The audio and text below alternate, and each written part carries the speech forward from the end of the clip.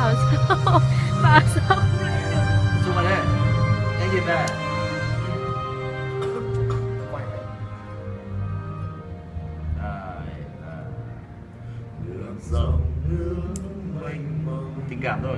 tìm về suối đầu nguồn là chuyện ngày thơ ấu vẫn nghe.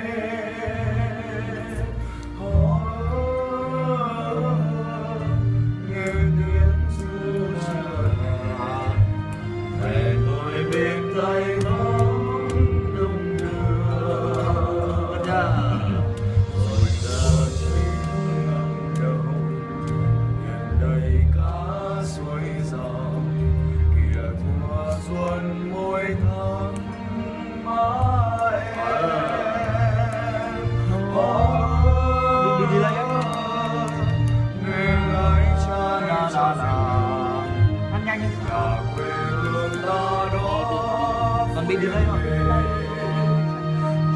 Ngàn năm xưa trở về quê hương bao người ngã xuống rừng bên hang sâu suối khe tôi xin làm đi Lễ hơi. ngọt ngào bài dân ca mến thương còn nhớ mãi những câu hò từng tiếng quê hương lời hát vang lên nhịp rung Nhẹ thôi. trái tim Nhỏ đi. vẫn một Nhịp nhá. biển lớn suối dòng kìa Trường Sơn âm vang bốn phương có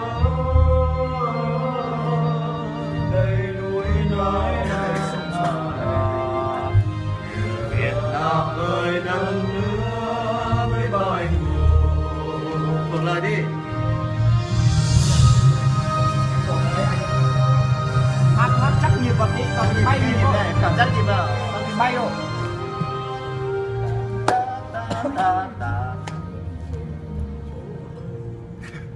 người chim ngẩng đầu tìm về cá suối dòng Kiếm mùa xuân. kìa Trường Sơn môi Thầm ba em. má em.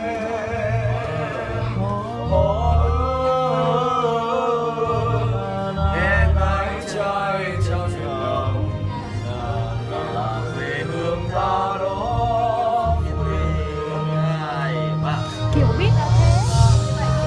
Trở về quê hương bao người ta xuống rừng bên hang sâu suối khe tôi xin làm quy đầu ngọt ngào bài dân ca mến thương còn nhớ mãi những câu hò từng tiếng quê hương lời hát vang lên Nhanh đi nhanh. rung trái tim hồng hà vẫn một lòng Tiếp tục đi.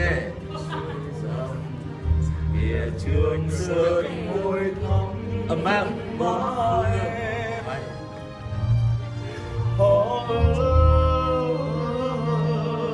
Đây núi cao đây sông dài kìa Việt Nam ơi đất nước biết bao anh hùng. Để to lên. Trầm trùng kìa núi biếc núi cao như lòng người ầm ầm biển sóng lớn sóng ôm đất dịu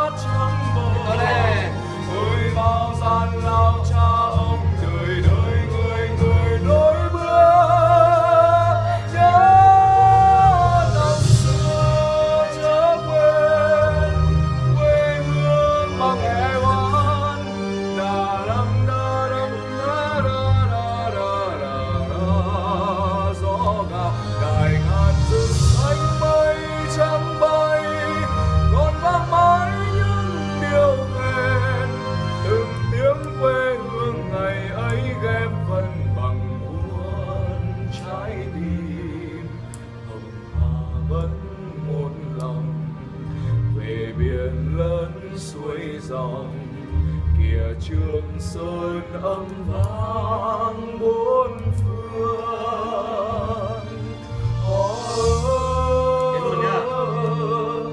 Đây núi cao đây sông dài, Việt Nam ơi đất nước biết bao anh hùng. Mày mày đây to lên.